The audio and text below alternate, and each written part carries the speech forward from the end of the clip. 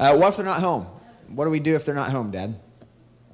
I just hung on to the gap card because I have 2 of them on our very block we live on that they were not home. So I'm going to just keep the gap card. I'll get back with them this week, and I'll make contact with them. Then after I finish that, that'll finish my block, and I'll turn it in over here to the final follow-up box. All right, let me give another answer to that. That's a good answer. And here's an alternative answer. An alternative answer is this, that we are praying that God will go before us to every door that we knock on.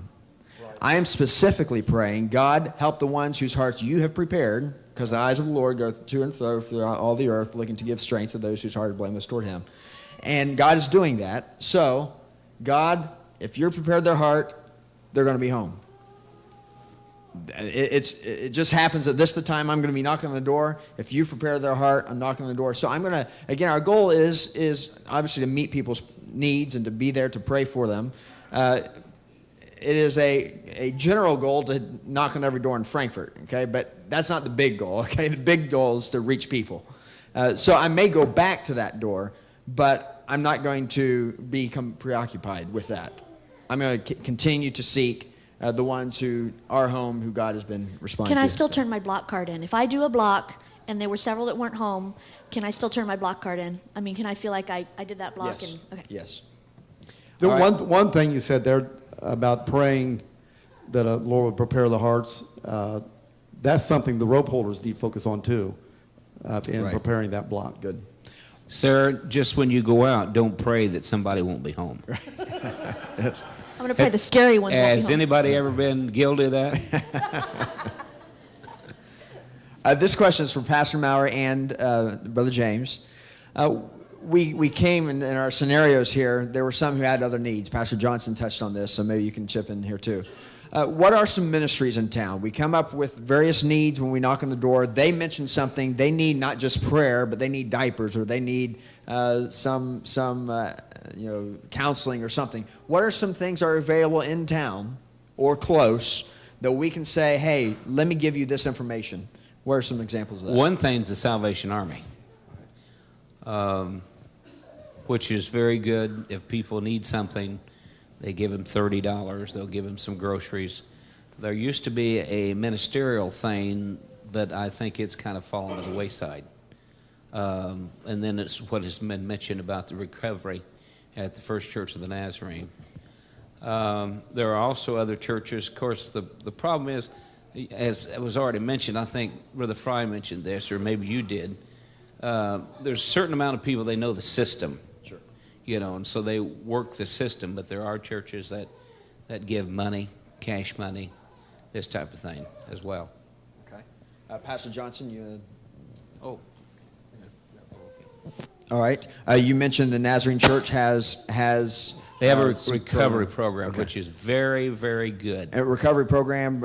It's for John addicts. was David Fulton was an alcoholic. It's not just for that Okay. type of addiction, All right. but even homosexuals, Okay. this type of thing. Okay. It's a tremendous program. And, you say, well, we could start one. Well, we could, but they already have one started. Sure. And, Sure. James, you have some input. There are a number of ministries right here in Frankfort that are operating to help people with special needs, and that's not retarded people. I mean, people that have specific areas.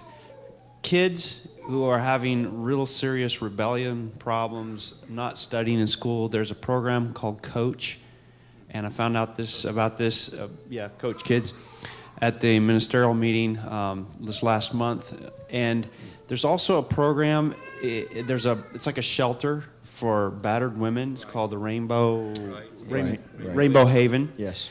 And these are great. We have to remember, as holiness people, we don't have all the answers. And I think that's a big hang-up. Oftentimes we're a little bit reticent to reach out and let other people help us because, they might have false doctrine. We need to stop thinking that way because God has put His children in different places to help with specific needs, and we can't do everything.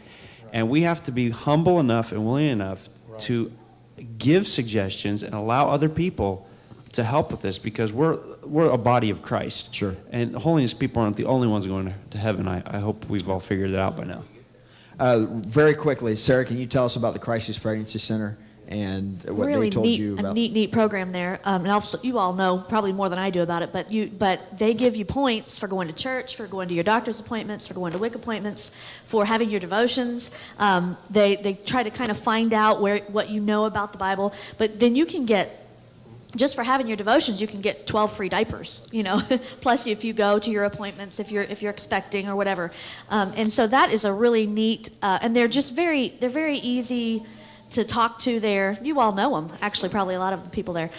So anyway, it's a great resource. They have maternity clothes and diapers and bottles and snowsuits and, I mean, everything. And the So there points, really is a you place really where can earn a lot of points and get a lot of stuff there. Can I tell you that it was through it's now a different name, but it was through that Jenny worked there and Melanie Sullivan worked there, that our Spanish church actually got started. Okay. Jenny met a Spanish couple that needed help, and that's how our Spanish church actually got started. I think there's something to be said, too, about referral. I remember Sarah saying in one of our meetings, it can be one of our best friends. Probably most people, if you're knocking on doors, if you refer them to another church, they're going to now know we're not a cult.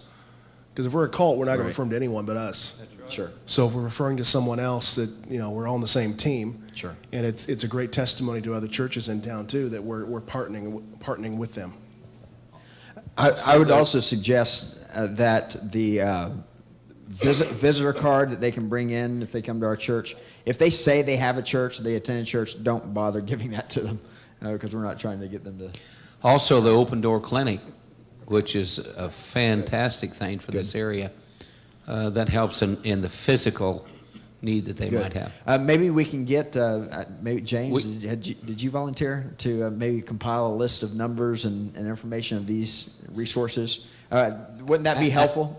Actually, those of you you that could are probably interested get to that, have James. something maybe on the table or You could probably something, get that some from the Church of the brochures if they Nazarene. have that we can take and we can have it even with us even if we need to. That'd be wonderful.